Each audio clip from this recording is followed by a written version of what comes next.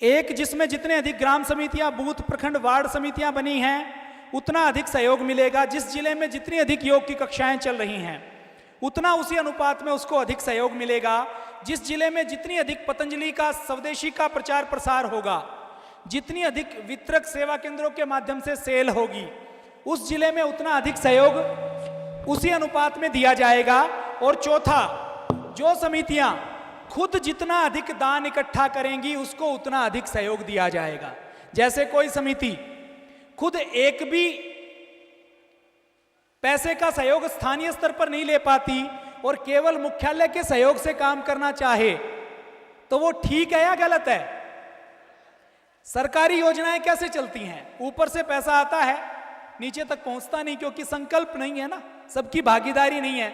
तो हम संसाधन उपलब्ध करवा सकते हैं, लेकिन आसपास के लोगों का सहयोग इसलिए लेना है, जब तक आसपास के लोगों का सहयोग नहीं होगा तब तक सबका इन्वॉल्वमेंट नहीं होगा, सबको यह नहीं लगेगा कि यह हमारा काम है। सहमत है मेरी बात से? आपके पड़ोस में कोई मंदिर बनता है, वो मंदिर को एक पूंजीपति बनवा तो सकता है अपने घर में, लेकिन वो घर में बनवा लेगा तो लोगों की आस्था नहीं जुड़ेगी।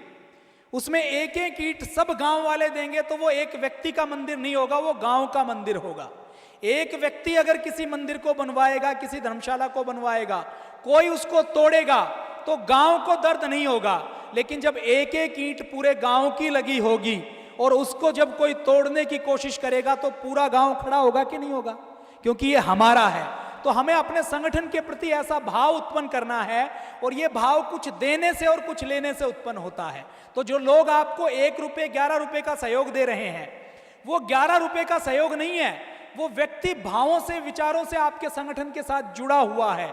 जब कोई 11 रुपये दान देने के बाद आपके संगठन की, आपके काम की कोई व्यक्ति निंदा करता है और वो व्यक्ति वहां खड़ा होता है, तो उस समय वो आपका समर्थक बनकर, आपका श्रद्धालु बनकर, आपका कार्यकर्ता और साधक बनकर उसका विरोध भी करता है, क्योंकि आप उससे जुड़े हुए हैं, उसने आपको सहयोग दिया है।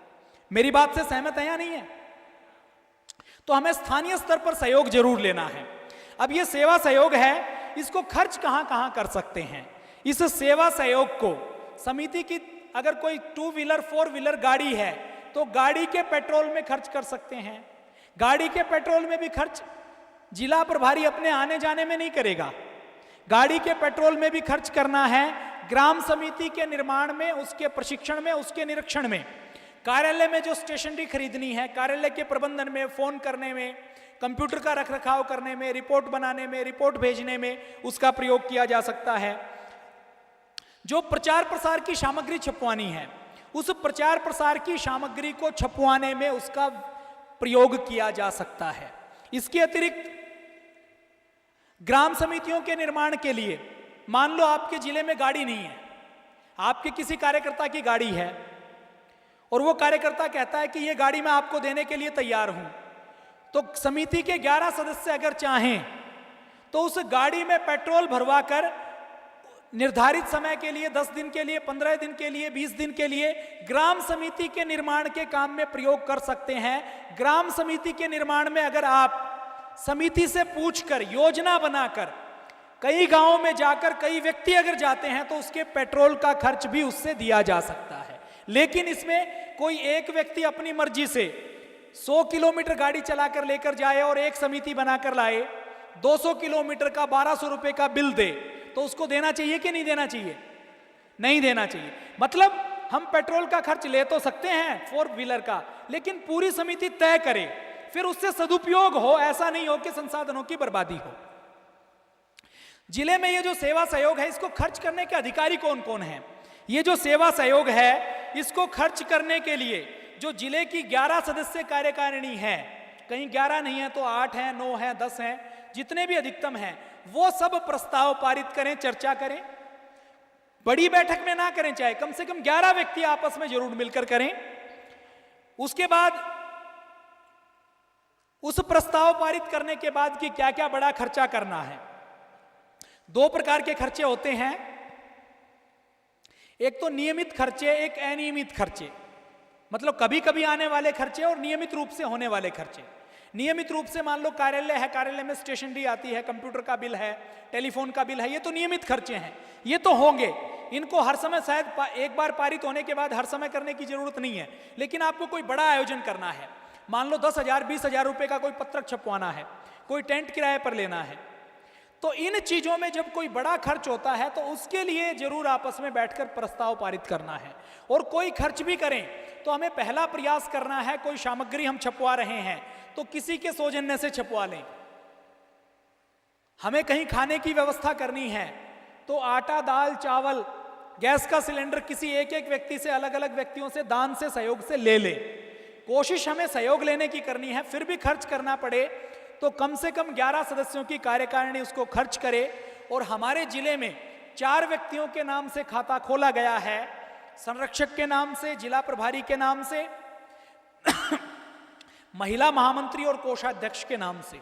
इसमें महिला महामंत्री और जिला प्रभारी के हस्ताक्षर अनिवार्य हैं, कोषाध्यक्ष और संरक्षक में से कोई एक व्यक्ति हस्ताक्षर कर सकता है। जिले में कुछ भी खर्च करें तो उसका पक्का बिल लें। जहां पक्का बिल संभव ना हो, मान लो कहीं से सब्जी खरीदी है, कहीं रिक्शा का भाड़ा दिया है, कहीं छोटा माइक साउंड सिस्टम करवाया है, उसका बिल उसके पास नहीं है, तो उससे पूरा विवरण लिखवाएं, उसका नाम, पता, टेलीफोन नंबर हो, क्या सेवा ली है, क्या सामान लिया है, कागज के ऊपर वो लिखा हो, कम से कम 4-5 व्यक्तियों के हस्ताक्षर उसके ऊपर हो कि ये काम किसी एक व्यक्ति ने नहीं किया, पूरी समिति की जानकारी में है, तो वो प्रामाणिक और पारदर्शिता से हमें काम करना है। हमारे संगठन में जितने व्यक्ति काम करते हैं, देखिए हमारे देश में करोड़ों की संख्या में एनजीओ काम करते हैं।